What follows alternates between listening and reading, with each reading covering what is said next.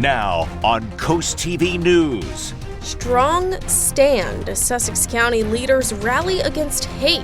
The new initiative taking shape and why some say it's urgent. Bracelet burglary. Thousands of dollars worth of jewelry stolen in Lewes. Police want your help finding these suspects. And state support. An Eastern Shore community named a priority for funding. How it could bring big changes to Cambridge. This is CoastTV News at 11. Hate has no home here. That's a local organization's new initiative. Good evening. I'm Christina DeRobertis. Thanks for joining us. This evening, a church in Lewes filled with voices united to speak out against hate. And CoastTV News reporter Zakia Jennings was there with a look at a new initiative here in Sussex County. Nearly every pew at St. Peter's Episcopal Church in Lewes was full Thursday evening. Attendees listened to politicians, faith leaders, students, social workers, police, and business leaders, all talking about a new statewide initiative, Hate Has No Home Here. Bonnie Tammers-Moore with the local organization Speak Out Against Hate says, we live in a time where hatred is so prevalent and where it's increasing, and particularly it's increasing from people with power. So we have to really stand up against hate, and we have to do it in a way that people see it and make sure that hate is not normalized in our country. The initiative aims to have the windows and/or lawns of every home, business, faith house, and public facility displaying a sign or banner with this statement. Emerson Sheldon, a 17-year-old student at Cape Henlopen High School, encourages his peers to be agents of change. The real change is going to be made by the people, and the government, they rely on our votes, so we need to let them know how we feel, and they aren't going to make the right decisions without us telling them what we need them to do. As the lights at St. Peter's Episcopal Church turn off and the doors begin to close, one thing remains as a community faith house, and that is their pledge that hate has no home here. It tells people who we are, both as citizens and as human beings, when we stand up and say that hate has no home here. In Lewes, Zakia Jennings, CoastTV News. New tonight, Lewes police say they're looking for these people. Authorities say on Sunday they stole approximately $50,000 worth of merchandise, mainly bracelets, from a local jewelry store. Anyone with information should contact the Lewes Police Department. A 22-year-old is in critical condition tonight after a shooting in Milford early this morning. That's according to the Milford Police Department. Officers responded here to the 200 block of Valley Drive. The victim, a 22-year-old man, suffered multiple gunshot wounds. He was taken to the local hospital for treatment. Well, before the storms rolled in today, the heat was the main event along the coast, and CoastTV News reporter Ana Sofia Roman shows us how for a lot of people that's exactly what they've been hoping for. People walking up and down Rehoboth Avenue and others walking into the ocean. That was the scene in Rehoboth Beach on the hottest day of the year. First-time visitor Tim Michael shares how he's dealing with the heat. Been here about 4 hours, plenty of water, keep hydrated, and every so often go into the water. The water is beautiful. Businesses like Archie's were busy all day. We're keeping cool by getting this lovely orange juice, fresh orange juice, at this little place here. And when water isn't enough, a frozen sweet treat is always a great option. That's the move Bessie Johnson made today, which is also her birthday. It is keeping me cool. It's delicious, and I enjoy eating ice cream. Finding ways to stay cool in the hot days ahead. And we're going to go now to our CoastTV poll because we want to know what is your must-have for beating the heat. Taking a look at the results, 84% say air conditioning, 8% say cold drinks, a few people with a wide hat or using sunscreen. We also have a comment from Stephen in Selbyville tonight. He says, staying in the house with my 2 French bulldogs. That's how he beats the heat. Stephen, I wish you would have included a photo. You can still send it over to us and you can still vote. Go to coasttv.com or use our mobile app. We're going to take a live look into Milford and turn things over to our First Alert Chief Meteorologist Paul Williams now. Paul, some big storms before, but they seem to have calmed down now. Indeed they have, but they were instigated by the crazy and the hottest day of the year thus far, according to Sophia Roman's story, and according to our stats as well. 93 for the high in Georgetown, 92 actually for us in Salisbury. Now, as far as where we ended up, right now we're at 71 degrees. Now we've cooled down. We're at 72 in Milton at this present time. We're under a small craft advisory till 6 o'clock, so it's going to be a little bit breezy along the beaches.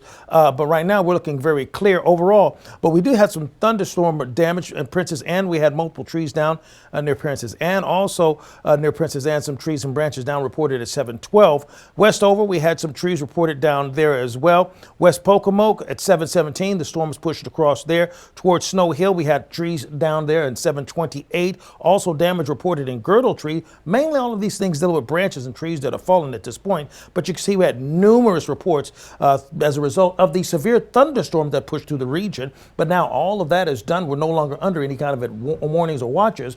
But we're going to have to watch out, Christina, for some additional hot and humid weather. We'll talk about that coming up in your full forecast. Till then, back to you. All right, thanks, Paul. We'll check back in. Well, looking ahead to tomorrow morning in Rehoboth Beach, Delaware Governor Matt Meyer is taking action to protect providers of gender-affirming care. Meyer expected to sign an executive order at Camp Rehoboth that aims to protect the personal data of gender-affirming care providers and patients, as well as protect healthcare professionals against violations for providing this care here in Delaware. Nationally, just on Wednesday, the Supreme Court has upheld a Tennessee law restricting this type of care for children. Maryland Governor Wes Moore has announced a major investment for underserved communities on the Eastern Shore. This area in Cambridge has now been designated a just community. That means for the next 5 years, the city will have top priority for state grants. In year one, an estimated $400 million is available. This aims to help communities that historically have been impacted by decades of disinvestment and discriminatory policies. So you're talking about redlining from home ownership, talking about urban highway construction that erased entire black neighborhoods, and ultimately you're also talking about historic efforts to invest in places that really displaced a lot of people, like urban renewal in the 1980s and 1990s. And those designations go into effect on July 1st. In total, 13 areas on the Eastern Shore, including 8 in Wicomico County and 4 in Worcester County, have qualified for priority funding.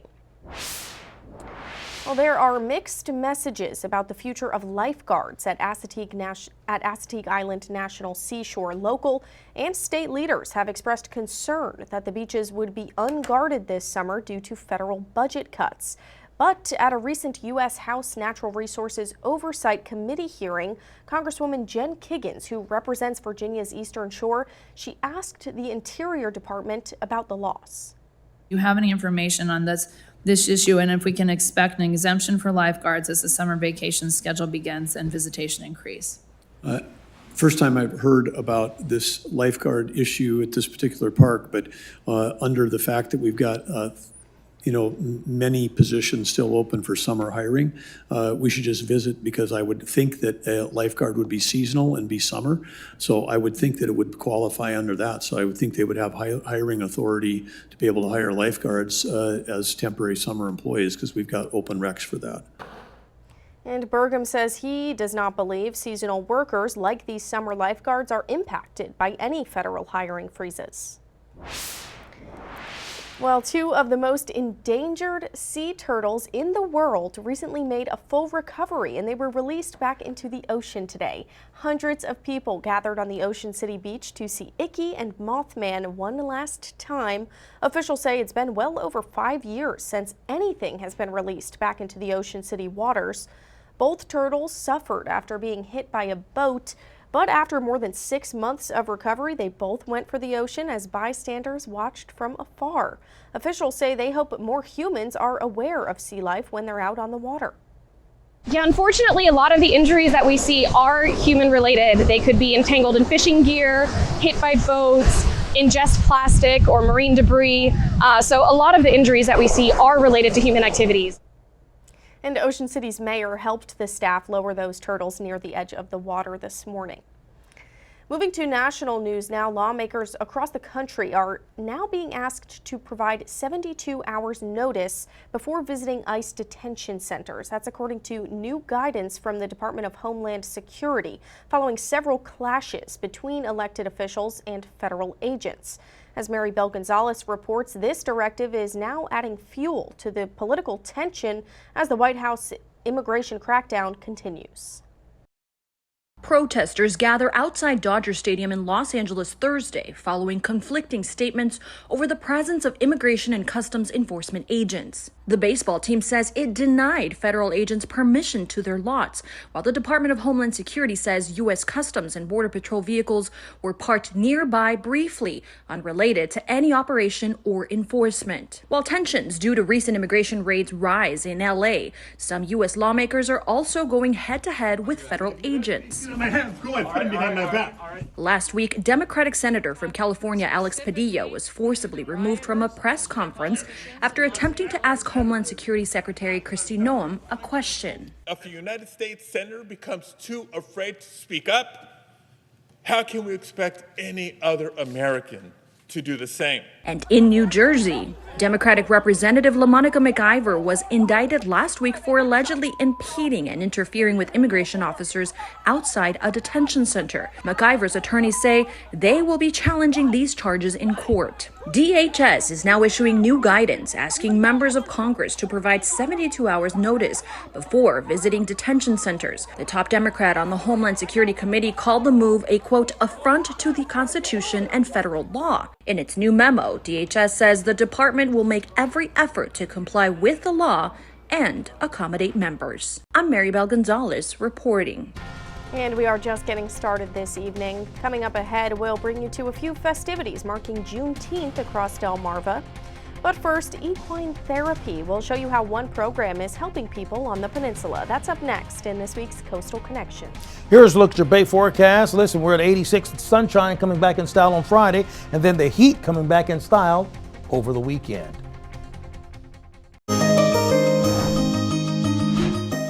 Mental health, it's so important, right?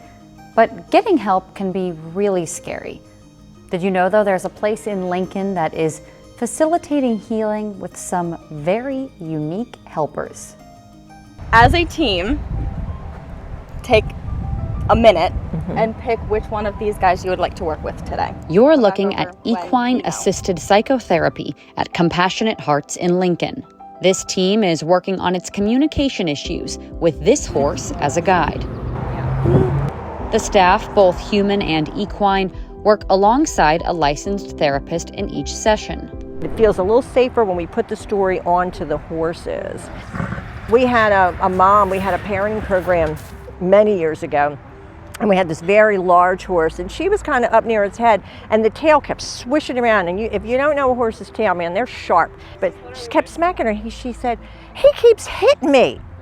And we're like, "And you're still standing there." Rather than saying, "Well, move out of the way, silly," we just said, "And you're still standing there." She gets this look on her face and she says, "Oh my gosh, it's just like my teenager. He keeps pushing me and I keep taking it rather than changing." She recognized, if I make the shift, it's going to shift the dynamics. It's a concept that Compassionate Hearts says is hard to describe, but undeniable once you experience it. Compassionate Hearts and its program for military families, Courageous Hearts, says many people turn to them because they're more comfortable here than in a traditional counselor's office. So we kind of ask the client's perspective, and they work through their own stories just by watching the horses and what their perspective is, and then the mental health professional will ask them questions and bring it back to their lives.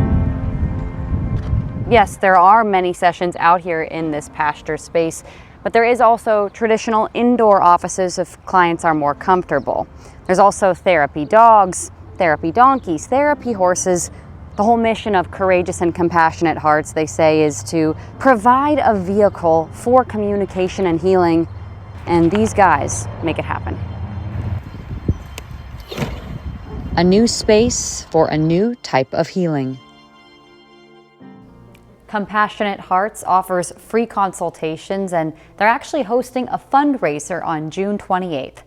I'll be the MC. If you want to learn more about it, just head on over to our website, coasttv.com. Well, the irony of today was this was the hottest day of the year thus far, but it's the day before summertime kicks off, and we had storms and some damage to pass along to you. Irish Eyes camera in Lewes at 73 degrees with winds out of the north, and temperatures will stay in the lower 70s, and we will stay quiet for the rest of the night. We do have a small craft advisory that's active for us along the shore for us for the folks that are in throughout Sussex County, particularly from Lewes down towards Ocean View, just over towards the Fenwick Island area. But here's a look at just the amount of damage from the storm that pushed through. Numerous storms to our north. We had tornado warnings that popped off in the most northern portions of the state. We had to contend with severe thunderstorm warnings in and around our area. But not to be outdone, we still had some damage to report. Thunderstorm wind damage as a result of 60 to 70 mile per hour winds. We had trees down in Crisfield, at least in 2 different locations at about 7 o'clock. Then we also tracked around 7:08, Princess Anne reported some trees down. Also close to Princess Anne, trees and branches fell on power lines across Brownstone Road. Then along Highway 13, Westover, tree fell across Old Princess Anne Road there. And we had at about 7:17, West Pocomoke, tree fell across Wallace Taylor Road there. We tracked down the storm damage in Snow Hill, where a tree fell across Forest Lane there. They're still clearing that out. We had girdle tree damage near Girdle Tree. Tree fell down along Castle Hill Road there. And then we go well to our south throughout Bloxham. Tree snapped, blocking the intersection of Shore Main Drive and Back Street in Bloxham. And that was at 7:42. We peruse another look at what's happening right now. But throughout the state, we're looking pretty clear. We do have another small craft advisory watching out for 25 mile per hour winds for us throughout the Chesapeake Bay area. That's inclusive of the folks in Crisfield and the folks that are in a good portion of Onondaga as well. Now, the cold front still has to push its way through. And for today's rainfall, we had a ½ inch and close to it in Ellendale, Greenwood, Laurel, Prime Hook, Jones Crossroads, and just over ¼ inch in Stokely. We had a high of 93 degrees today in Georgetown, which was the hottest day thus far this year. Temperatures are right now in the 70s. And as you take a look at our expectations for tomorrow morning, we wake up to clear skies. We warm to the mid 80s. For Saturday, we wake up to 71, then we go right back into the 90s once again in the northern portions of our viewing area. For Ocean Pines down to Snow Hill, we start off at 64 for Friday, and we go into the mid 80s. Then we start off in the near 70-degree mark for us on Saturday, and we bounce right back to near 90 from Ocean View all the way down towards Pocomoke City. Now, as far as along the coast and different variations of where we are, we expect temperatures to stay in the 80s for tomorrow. But over the next few days, we're going to lean more above the normal amount of temperatures than the norm for this time of the year. Finally, here's a look at the extended forecast. Listen, tomorrow is the first day of summer, and believe it or not, that's the coolest day that we're expecting for the next 7 days in a row. That's ironic. Thank you, Paul. Juneteenth commemorates the end of slavery in America, and here along the coast, people are celebrating that. In Rehoboth Beach today, locals gathered at the YMCA for a question and answer session with Joseph Lawson from the Southern Delaware Alliance for Racial Justice. Lawson believes the holiday is important because there are still battles that need to be fought. I want to celebrate the fact that although there are struggles still ahead today and there's a lot that we have not achieved, that we believe that America will continue to grow, continue to prosper, and continue to move toward a society that fulfills Dr. King's dream of a colorblind society where all people are treated equally and fairly, regardless of their race, creed, and color. And one of the things Joseph emphasized today was that slavery was not that long ago. He said his great-grandparents experienced slavery in their lifetimes. Also, the town of Princess Anne in Somerset County kicked off its 5th annual Juneteenth celebration with a peace walk down Somerset Avenue.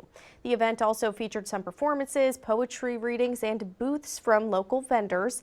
People of all ages braved the high temperatures to walk in that peace walk.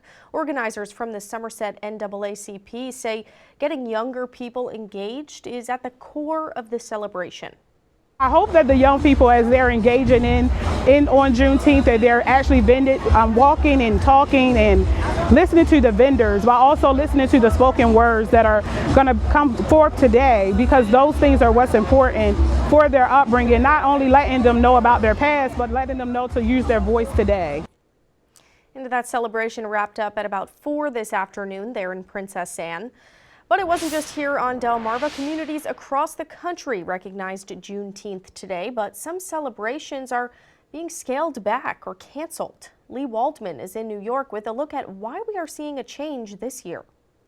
In the trying political times we have in the United States today, right, it's important for all of us to understand that history. The city of Milwaukee, home to one of the nation's longest running Juneteenth Day celebrations, kicked off its festivities Wednesday. Happy Juneteenth! Juneteenth shows us the way that we should celebrate freedom. However, communities across the country are canceling or reducing their celebrations because of federal rollbacks on DEI practices and opposition to events celebrating diversity. Robert Bland, an assistant professor of history and Africana studies at the University of Tennessee, says these types of decisions are a part of our nation's history of progressing forward and then taking steps backward. Obviously, this is deeply connected to our current political moment, and we kind of see the reversal in a number of ways of the gains that kind of came out of the George Floyd protest.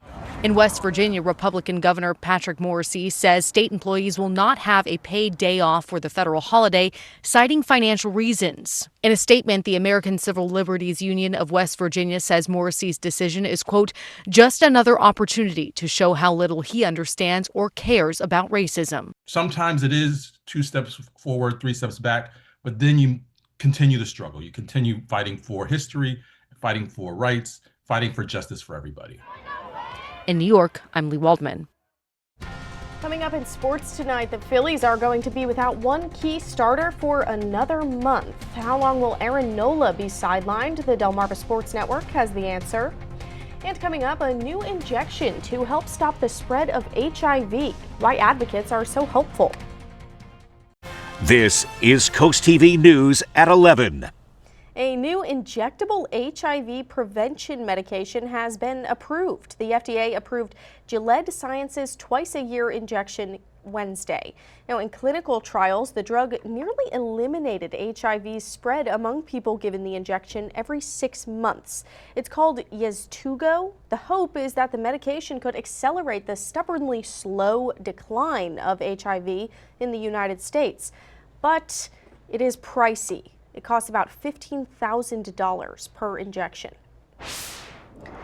Well, more seniors are dying from accidental falls, according to the CDC. The data shows rates of unintentional fall deaths increased between 2003 and 2023. That's for men and women ages 65 and up. The rates increased with increasing age for both sexes, but the rate was higher for men. And by race, white people had the highest rate of unintentional fall deaths. It is unclear why.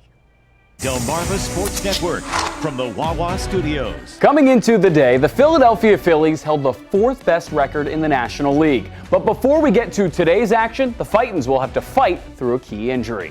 A longtime Philly is about to be out a long time. The Phillies officially transferred Aaron Nola to the 60-day injured list. The right-hander has already been out since May 15th. He initially missed time with a right ankle sprain, but now a stress fracture in his right rib will hold him out past July 15th's All-Star game and potentially into the month of August. Before the injury, the 32-year-old was in the midst of the worst start of his career. In 9 starts this year, Nola posted a 1-7 record and also allowed 11 home runs through just 49 innings pitched this season. And in tonight's action, the Phillies wrapped up their series with the Miami Marlins with a 2-1 win. Kyle Schwarber blasted the go-ahead solo home run in the 8th inning for the Phils. And if you're looking for some fun local events to watch this summer, look no further than Berlin.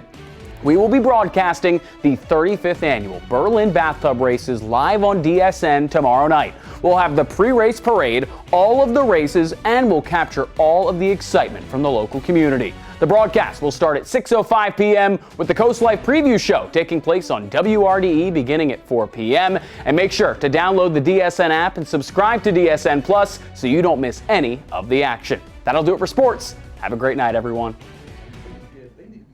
Each and every Friday, remember, you can cheer up with a weekly dose of local good news from Coast TV. We have features, we have cool things to do each weekend, and more. And you can sign up for free. Just go to coasttv.com/sign up. We'll be right back. Let's take a look at our forecast. Hey, listen, we're going to stay clear from any additional scattered showers in our immediate area.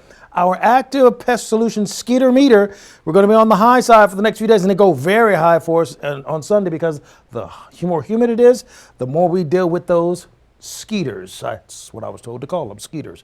Jack Lengen of Millville, congratulations. You are our umbrella winner, courtesy of Paul Davis Restoration and Home Remodeling. Keep up with your forecast by calling our weather line. The number to call is 443-880-9100. Your forecast is just a call away. Sponsored by the law offices of Brockstead, Mendalis, and Federico. And finally, here's a look at your exclusive 10-day forecast. Listen, tomorrow is the first day of summer, and it'll be beautiful with sunshine. The UV index will be at a 9, so please be sure to wear your sunblock and then get ready for the heat because we're going to crank it up to 97 and 98. Whew. And that's not even the heat index. All right, thanks, Paul, and thanks for joining us for Coast TV News at 11. You can always find some more local news and local weather on our Coast TV News app. The Tonight Show starring Jimmy Fallon's up next, and we'll see you tomorrow for Coast TV News at 5 a.m. Have a great night.